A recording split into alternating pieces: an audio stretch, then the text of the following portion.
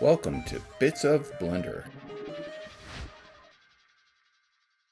I have Blender in light mode because we're in 4.2 right now, and I have our stroke directions enabled.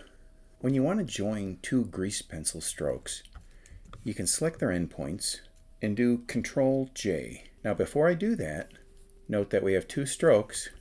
I do CTRL-J and we're down to one stroke. Let's go over to Blender 4.4, which I have in dark mode. Again, stroke direction is enabled. And select just the endpoints that I want to join. And I'll do CTRL-J. Well, that doesn't look too great. And we're up to 3 strokes now.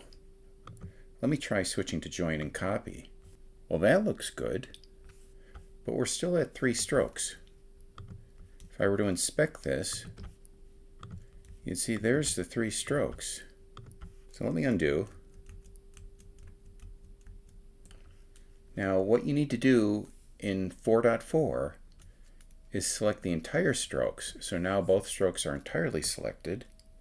We're back to 2 strokes. CTRL-J. Now we're down to 1 stroke. And you can see the start and end points there. It's a change that can be a little bit confusing. Well, at least it confused me. See you next time.